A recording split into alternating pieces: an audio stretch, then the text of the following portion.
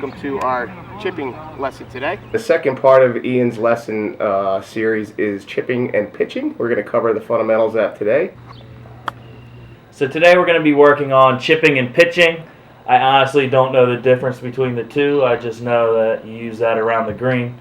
We're going to give him some couple different options as far as how far to hit the ball and what clubs to use. Okay, 46 degrees versus 60 degrees on that one. Okay, which one's going to send the ball to the air higher? Correct. Back in your stance, your hands are forward. Okay, we want to be able to hit down on the ball from this position here. Your weight is going to be on your left side. Okay, and there's going to be very, very little wrist hinge, if any, in this shot. When I first started the lesson, I didn't have the proper foot placement. My grip was a little messed up. Okay, aim is going to be extremely important, so I'm going to watch you hit one or two with your 60 degree, and let's see how it works.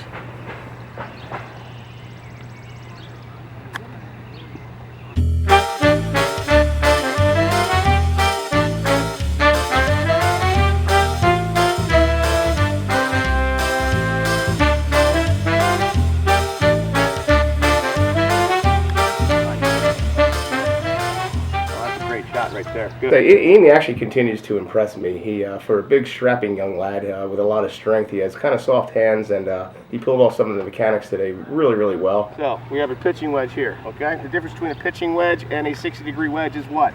The loft. Loft. Okay. Typical standard is about 46 degrees. Okay. This club is going to launch the ball lower, and it's going to have a tendency to run more. Ball's back in your stance. Good. Your hands are forward. Weight's on your left side. Head's real still. Back and through. Okay, Ian, what we saw in the last shot there is you sort of decelerated the club head, hit the ground before the ball. Do you know why that happened? No idea. His head comes up, looks at the shot before you hit the ball. Yeah. If you want to see a bad shot in golf, go ahead and look up before you hit it. It's always going to be there in front of you, okay? All right, so. He had a tendency to lift up his head, which decelerated the club, and we want to get that out of his swing as early as possible because that is going to translate into his full swing of coming up out of his shot, and we don't want that at all. All right, so watch my head position. Same as yours, setup's all the same. Hands forward. See how much that rolls. Yeah. Okay.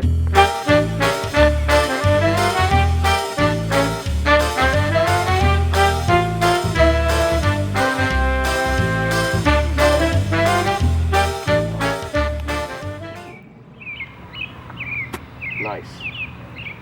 Nice. Good. Real still with the head. Nice. Follow through.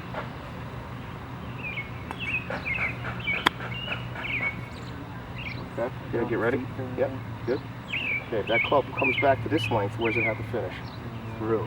Okay, it can't come here and then stop here. It's got to go all the way through, okay? Excellent.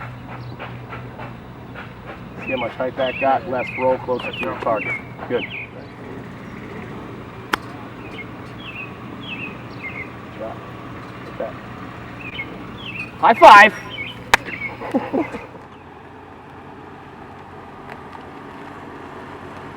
Hey, how you doing? Good, how are you? I'm doing well. What can I do for you today? I'd actually like to learn about your golf carts over here. I'm Ashley Hegarty. I've worked at Honeybrook for about 5 summers, seasons now. I'm on outside staff and just recently started working behind the bar as well.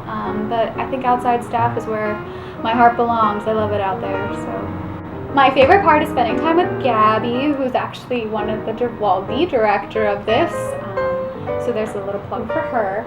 But other than that, my favorite part is probably waking up in the morning. I get here at 5:45, which is kind of an ungodly hour, but the sunrise is coming up, all the carts are lined up, and I'm kind of just taking care of water, driving around the course, everything's quiet, and the golfers in the morning are in a really good mood, and it's a really good time in the morning. So I pulled up today, and Honeybrook's finest, Ashley, she came over and helped me out. Opened up my trunk, she took my bags, and she showed me how to load up the golf bags onto the golf carts. So let's go over some cart basics here. This is where we strap in your bag nice and sturdily. Over here we have the wheel. You'll find your scorecard and a pencil with the Honeybrook name on it. This is your brake, this is your gas. If you need to choke it, and you always need to choke these, you pull over here. To go in reverse, we turn it here. You'll hear a beeping noise, usually, not this cart apparently, and then you're going in reverse. And then perhaps most importantly on these carts, would be this little gadget right here. It's a divot bottle. We want you to fill all of the divots that you make out there. It helps us keep our course in beautiful condition. So Ashley showed me how to put a golf bag in. You don't have any towels or anything, but we like to make sure that the strap goes underneath all the towels and gadgets, and then we throw you in here. There's your cart 411. Thank you. He was really attentive and seemed to be picking up what I was throwing down until the end when I asked him to do it. And why don't you give it a shot?